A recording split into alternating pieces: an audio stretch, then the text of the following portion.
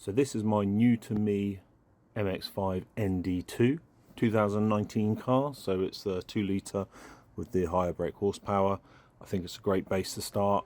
It's completely standard at the moment, and I drove it to Germany and back, and yeah, it's great. There's a little bit too much body roll and things like that, but other than that, it's pretty good. I think its stance needs to be changed. So one of the first things I've got some BBR lowering springs to bring it down. It's supposed to bring it back down about 25 millimeters, so that should be nice.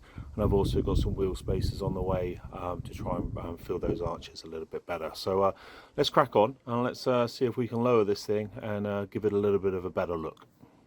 Sorry about the state of my engine bay. This is how I bought it. It needs to have a good detail. Anyway, to do these front springs, I'm going to get to this top shock mount.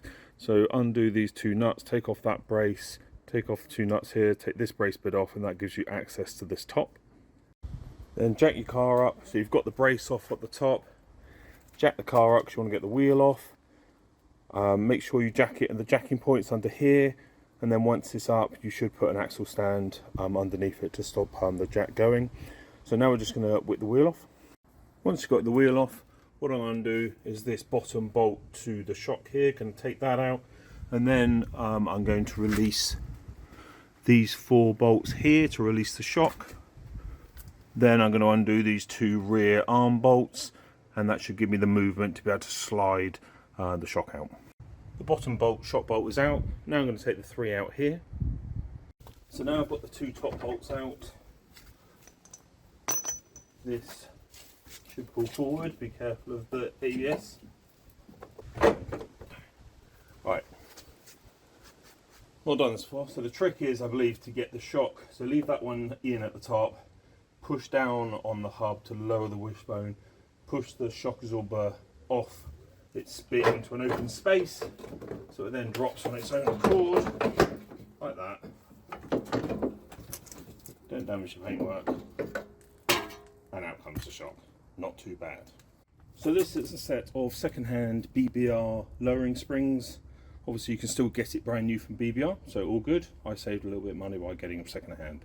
So what you've got to do is the horrible bit now, which is spring compressors to get the old spring off and then get the new spring on. So yeah, got to be careful here and try and be as safe as possible. I have to come in from this way, I think.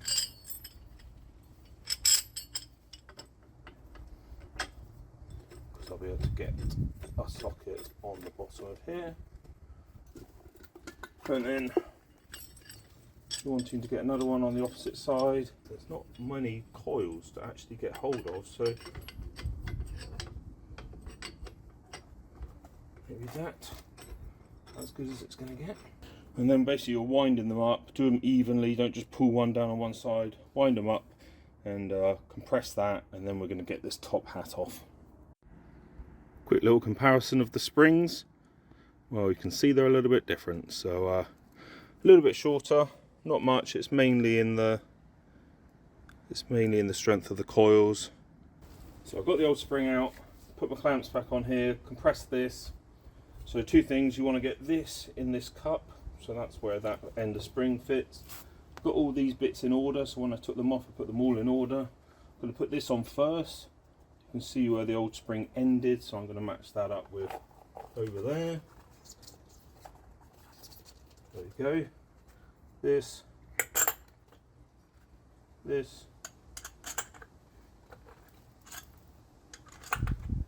and this has got recesses in this rubber for these 3 bits, so you want to make sure get it on like that. Rubber, top, nut. It's got an Allen key in the top. You can hold the shaft, and then you're basically doing that up. Once you've done that up, you're then going to release these. So taking those off, put a little black cap back on, this little gasket maybe was on there. And now we're going to have the fun of putting it back in. So now I'm going to try and get the first shock back in. So hopefully it's going to feed back in the same way as it came out. So Minding your paintwork.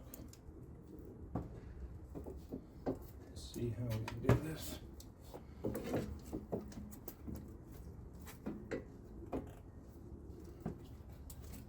Get that side of the suspension again. Alright, that's in the top. Now I've got to try and locate the bottom.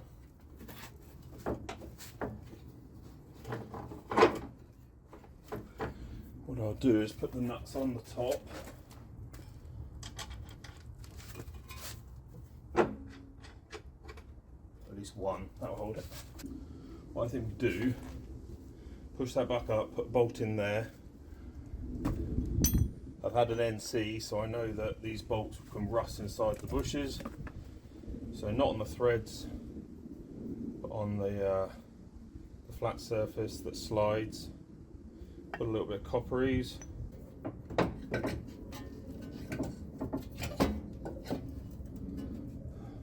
they won't go back in yet because of the strut. Okay.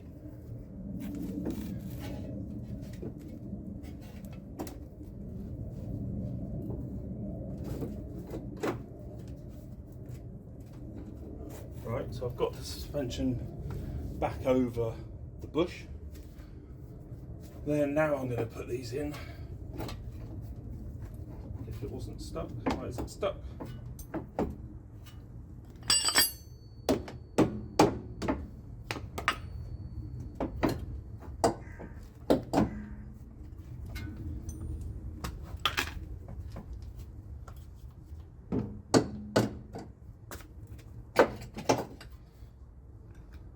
I made that look harder than it should be.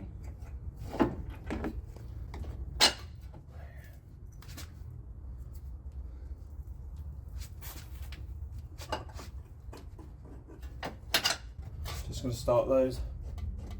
So any bushing, especially rubber, don't do them up fully tight without the car at ride height. It's going to be a little bit difficult to get to them, but do try and get to those bolts just to nip them the last bit when the car's at ride height, otherwise it puts strain on the rubber bush. So I've popped some of the inner guard. It's very flimsy on this one. There was a little popper here, there's another popper down there, and then if you pop this back one and pull it forward, there was a little popper in there holding the felt one as well, and then it just comes away. That exposes this shock mount, which you're going to undo, and then you've got the bolt for the shock down there, so just about to get that off and then undo the top, and it should basically drop down and then pull out. This lower shock bolt was absolutely horrendous to get out. The impact gun wasn't touching at the beginning, no real signs of corrosion on the bolt. Looks like maybe aluminium corrosion is getting into the threads there maybe. Oh my god, that was horrendous. Once you've got the two top bolts out, I'm going to push down on the hub, move the shock into the spare space, and then lift it out. Again, there isn't much difference in height, so I'm really going to see how it actually lowers it at all. Put the spring on just how we did the other ones, so I'm just going to feed that back through and back up into its seating.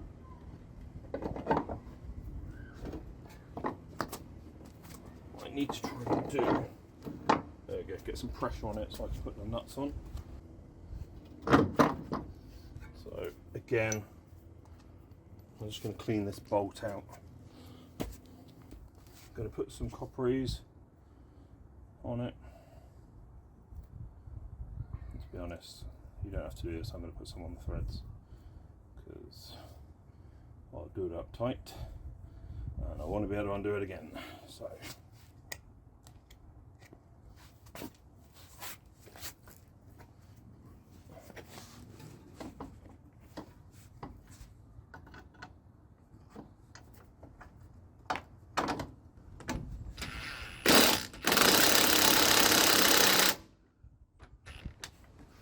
now you've got to do the nuts up inside the boot on top of the shock.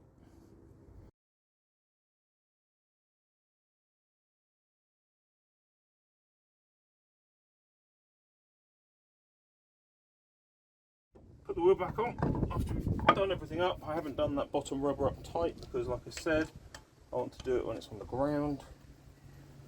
So let's get the wheel back on.